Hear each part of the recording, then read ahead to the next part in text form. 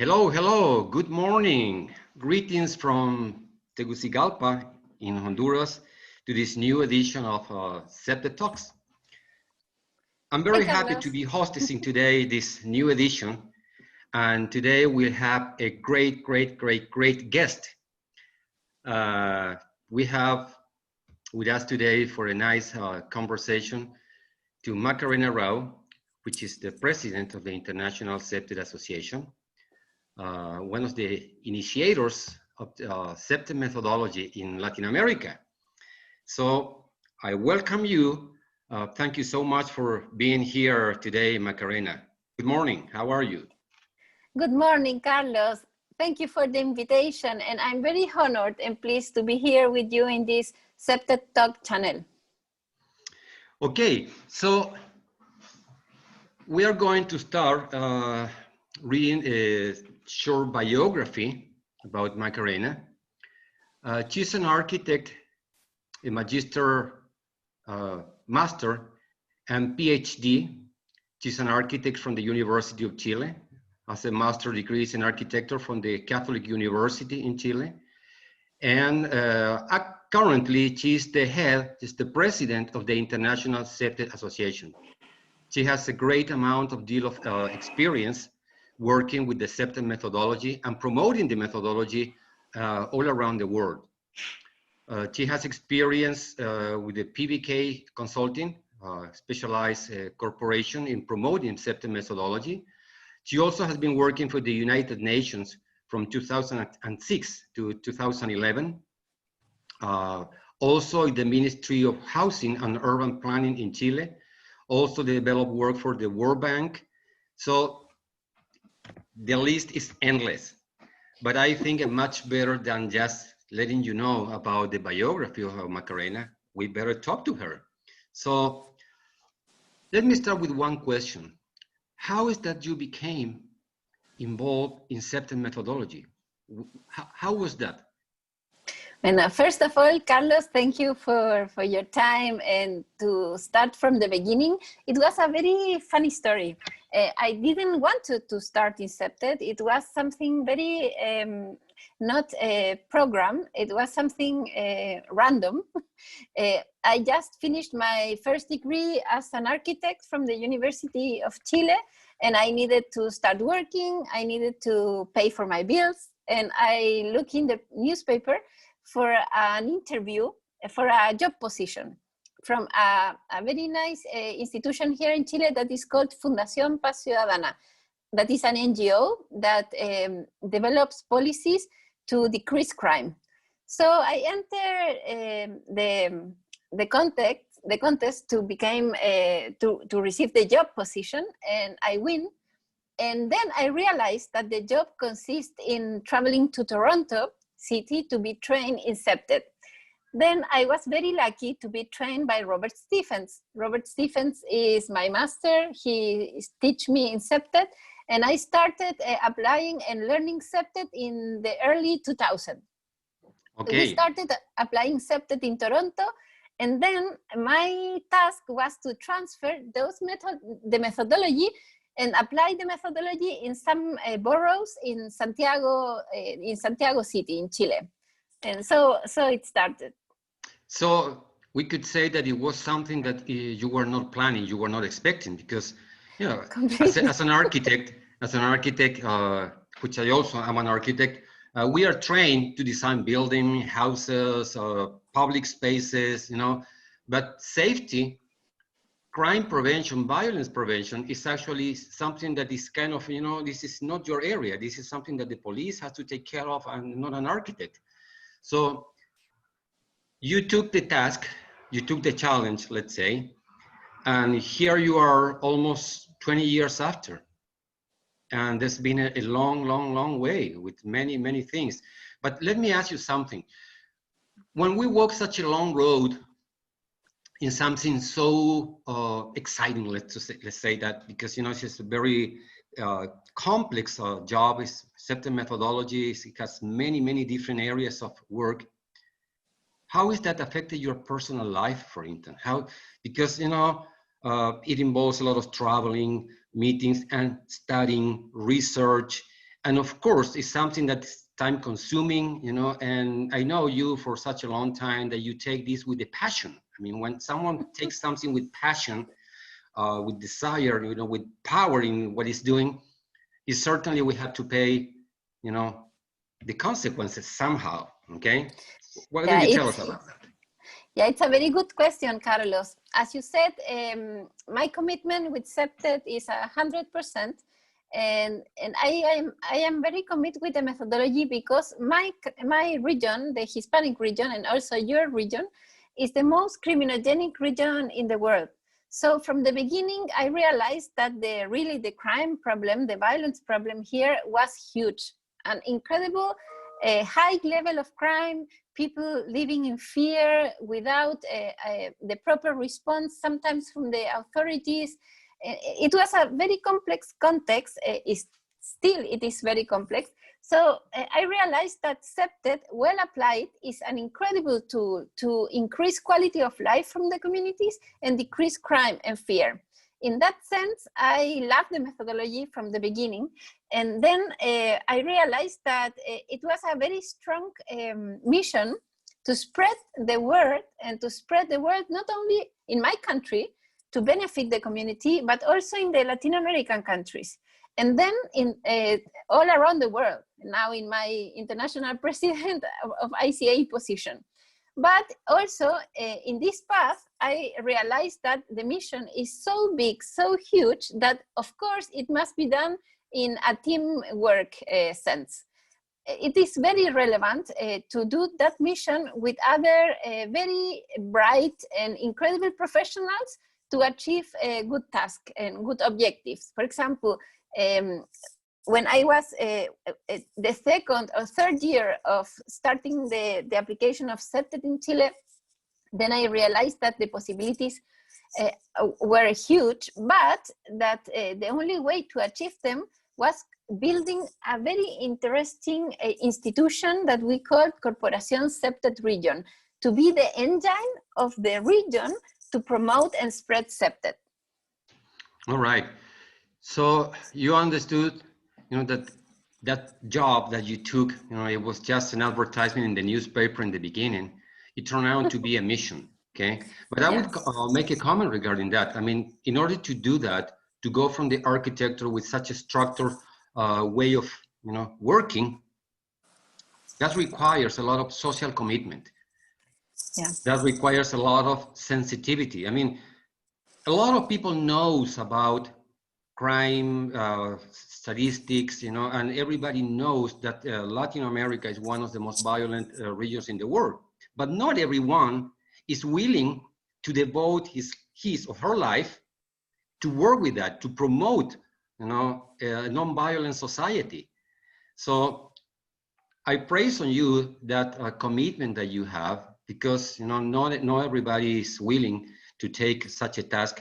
And in order not only to promote it as a single individual, but to create and start promoting an organization that step by step has been growing, you know, all around the world, you know, or specifically here in Latin America, because CPTED, you know, it was born before and it was in different countries around the world. But in Latin America, there was nothing when you started, all right? So tell me a little bit about CPTED in Chile. I know that in 2005, the methodology was you know, getting off the ground in Chile. Why don't you tell us a little bit about that? Well, the beginning of the history was a very effort beginning. We had many resistance. It is very difficult to be pioneer in some areas, you know, because you were part of my team, you are part of my team, but you were from the beginning. And when you start trying to change things as they are, all people start pushing you problems. No, it's not possible, it's impossible, we can change, we can do that. It's the resistance for change. But then I realized that if we try to convince them with very practical examples that we can change to a better scenario, and that we can improve and help communities in our region, in our country, all around the world, the life, the society can be a better scenario. In that sense, for me, it was very relevant to start working in a very practical sense. When we started the transferring of the Toronto City to the Santiago, Chile boroughs and communities, we started working hand by hand with the neighbors. And because of that, we started with the concept of the wisdom of the native expert of the environment. So we realized that they are the expert, the native experts of the environment. And also they touch my heart. Really, I work, as you said, with much passion, but also I remember each of them. I remember Señora Rosa, I remember Mr. Jose, I remember Don Ricardo. They are leaders, community leaders, and they are persons in a very integral way. So then I understood that public policies, if we want to design public policies for crime prevention, for example, we need to consider that they are human beings with a history, with family, with values, with possibilities. So then I start understanding that in a very deeper sense, that we need to make a change in our life, in our society, but with them, not for them, without them, but with them, because really it's the way that we will be successful. Exactly. So you took the value of the people, you took the value of the neighbor, you took the value of the children. There is one very interesting activity we started doing in Chile, which is the Cloud of Dreams, which is took children by, I guess, I think I'm not wrong, but it was the first time that children were taken so seriously to express what they feel and what they think about their environment, their cities, the neighborhood, the parks they want. Why don't you tell us a little bit about that initiative, the Cloud of Dreams? The Cloud of Dreams, the first Cloud of Dreams that we developed in 2006, and we uploaded it in front of the Moneda House in Chile. It was a big success. When we started realizing that the neighbors, the native experts of the environment had a wisdom that we need to achieve for the successful of our projects, for the success of our projects, then we start realizing that we need to think about the future and who will be living in the cities of the future, our children. So we start applying methodologies to understand if our children, in a very practical way also, they have also the same wisdom as the father, the mother, the grandmother. And we connect with that wisdom, with the methodology of the Cloud of the Dream. And then we realized that they were very skilled to perform changes in our environment. So we discovered that they must be part of an integral crime prevention project and strategy. And this is one fundamental basic stone of any project that we have developed since then, since 2006 in the Hispanic region. Yeah, so children through drawings, because that's what the Cloud of Dream does, takes a little piece of paper, colors, crayon, pencils, and they draw, the dreams park or the school of their dreams or the city of their dreams, and that image, that message, that information that it comes from their wisdom is taken later, and given an interpretation a little bit more technical to start developing the project. So the ideas, and not only the ideas, because in a drawing, sometimes you get the feeling, you get the spirit of the people that is working there. So would you say that CPTED is a very humanistic approach to crime prevention? I think that CPTED, when it started, first generation CPTED, it was very crime prevention oriented or situational crime prevention oriented. Then second generation CPTED turns much to the human being como concept. It's more social integration. And now third generation CPTED, it's becoming a very complete methodology connected with the roots of what Siri Jeffrey told us. And yes, I think the actual methodology is a very humanistic tool. Okay, so it's been a development through the years. If I'm not wrong, it's from the 70s to the 2020. So it's been a long road, and it's becoming more and more closer to people and the human being itself. Yeah, and also it's very evidence-based supported. This is something that I like much from the methodology, that the big CPTED family all around the world, CPTED practitioners are applying CPTED, and they are constructing evidence of what works and what doesn't. And because of that, ICA is so relevant, because it's a very global space where we can exchange those initiatives and that evidence. Okay, so I remember that in 2005, if I'm not wrong, we went to Australia. Yes. And that was a very important landmark in the development of CPTED in Latin America. Why don't you tell us a little bit about that trip that I would say started it all here in Latin America? It was the beginning. Yes, yes, a very good, highlight point, that trip to Australia, because for us in Chile and also in Latin America, CPTED practitioners that were starting applying the methodology, for us, Australia, Canada, and the States, and UK and Europe, for example, were like other planets with other type of policies, other type of professionals in security and safety strategies.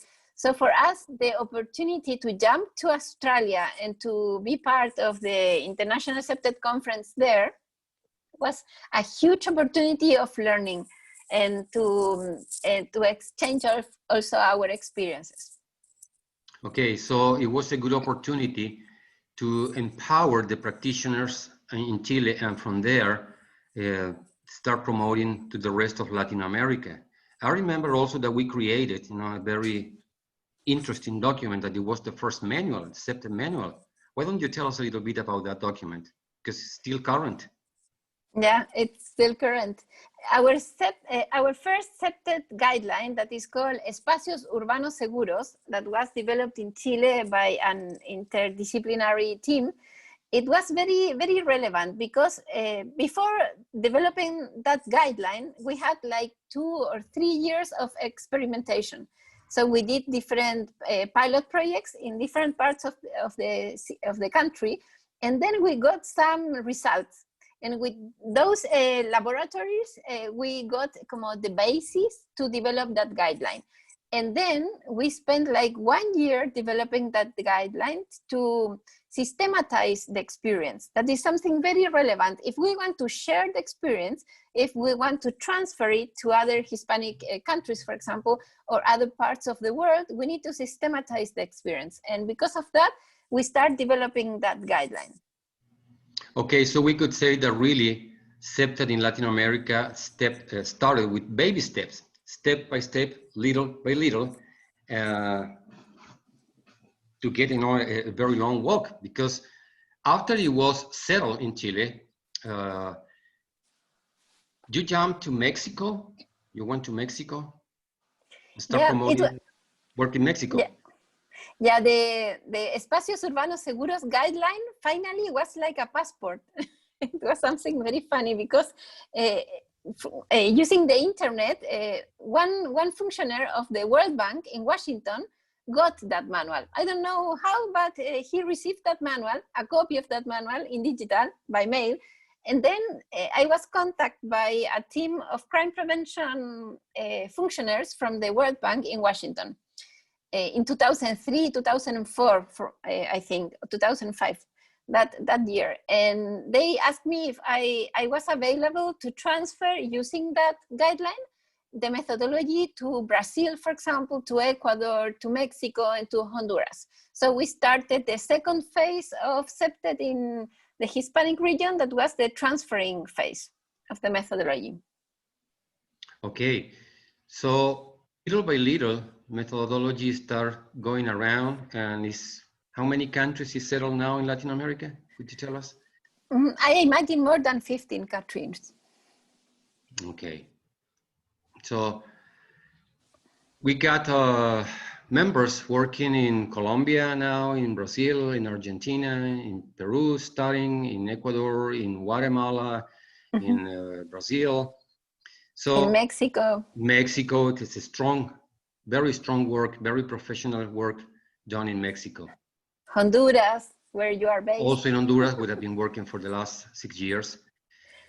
So we could say that CPTED is already getting ground, getting roots here in Latin America, and also connected, through your endeavors in a very strong way with all the CPTED practitioners around the world. And why don't you tell us a little bit about what you're doing at this time to connect and to interrelate all the chapters around the world? I understand there is an initiative called the Umbrella Initiative. Why don't you tell us a little bit about that?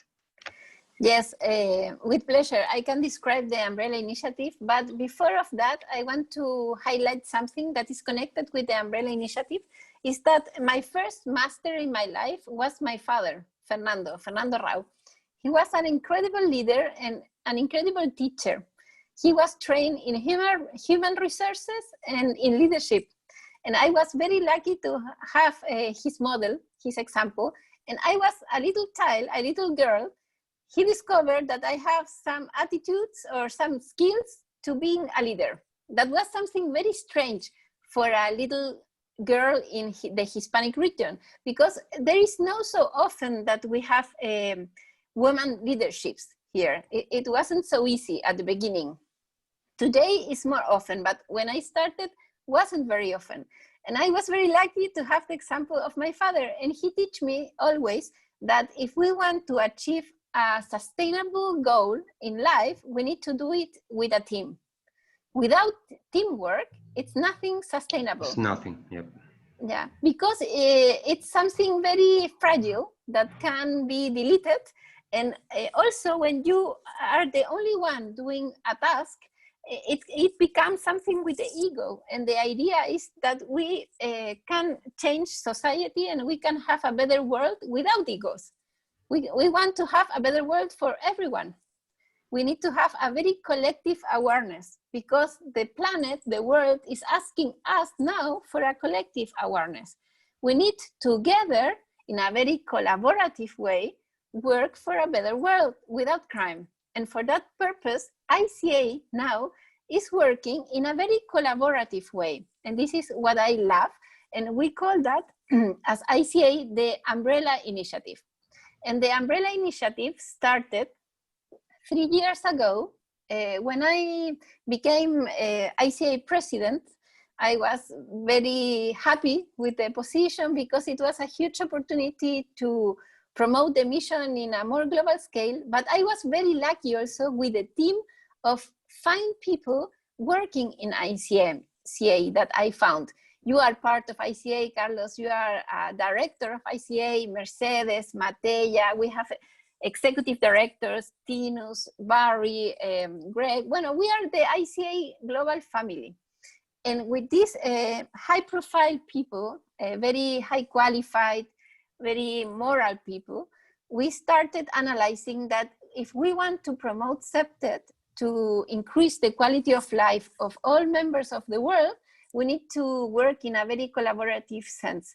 In that sense, started the Umbrella Initiative that seeks to articulate different CPTED groups all around the world. Because if we work together, we can make a bigger change. We can decrease crime in a bigger magnitude, and we can increase quality of life. Okay, so the initiative Umbrella is basically bringing together different initiatives from around the world, creating synergy, getting them to work as a part of this big family team, which has members, in Europe, in India, in Malaysia, in Australia, in New Zealand, in Latin America. So the Umbrella Initiative is putting together what before it was working, but kind of in a spreaded way. It was not a cohesive team. And at this time, through this initiative, I understand you and all the directors, the board of the ICA are searching in order to empower and create this system that is, helping each other and empowering, so we can have a better impact in the work we do. That's a Completely, very interesting. Carlos. Yeah. That's a very interesting initiative, and it's very nice that you took that from your father, the leadership, and you remember him, and you're honoring him somehow by doing this work, because it's something real. You learn from him, and now you're putting that into a real world with your effort, your passion, and your intelligence. So thank you, Carlitos. Thank you. But we are doing all together. Yeah, no, it's certainly it's a team effort. Certainly, it's a team effort. But as a leader, you are, putting that kind of energy around that is helping everybody and making them, understand that we alone, there's no way, out of the situation that we have currently in the world, if we work just by ourselves. We need teamwork. We need cooperation. We need a cooperative work. Collaborative work, yeah. Yeah. So let me ask you about something like that. Let's turn back a little bit and let's get a little more technical again. I understand you've been doing a very interesting research. You got your PhD degree researching, about CPTED. Why don't you tell us a little bit about that research? Yeah. Well, I was very lucky to be guided by Timothy Pascoe. He's the ICA director from UK. He was my co-tutor of the PhD program for 3 years. And also I got my PhD degree in the Universidad del Biobío, that is a university in the south of Chile, with 2 other tutors. That is tutor Gatica, Ivan Cartes, the third tutor. And the idea was to develop a methodology to measure the impact of CPTED strategies in the Hispanic region. This was something that was missing, because it was a very needed tool to develop that tool to know if a CPTED methodology was successful, reducing crime or not, reducing fear of crime or not, in a more scientific way. The idea was to have this tool to create scientific evidence. And after 3 years of a very hard work, we managed to get that tool. And then I also had my degree, my PhD degree. Okay, so we can say with that, CPTED methodology is getting, a very scientific approach, which now we can, the very good instrument, we can measure impact in the implementation of projects in community, which is very good, because the evidence is great, but if we have also other ways of measuring the impact, it gives to the methodology even more power and is more scientific, which we all need. We all need to work in those areas. So I gather that with that research, every practitioner in Latin America and around the world will have now access to that instrument. So the future projects can start, being assessed, and with that, can get publications and spread the word of the CPTED practice in a more scientific approach. Yeah, that's the idea, and mainly we use and we train professionals and people to use that methodology or other methodologies in our online diploma. That is the Pioneer Diploma in Spanish. You are a teacher of the diploma also, so I'm very glad to have you as a team and teacher in the diploma. It's Olga González del Riego, a very nice lawyer that has more also than 15 years applying CPTED. And the idea of the online diploma, it's a very good way to spread the word of the methodology, but with an evidence-based approach. Okay, I got other question for you. What do you think has been the most fulfillment that has given you the more fulfillment experience through all these years working with CPTED? Can you remember something that really make you feel good about?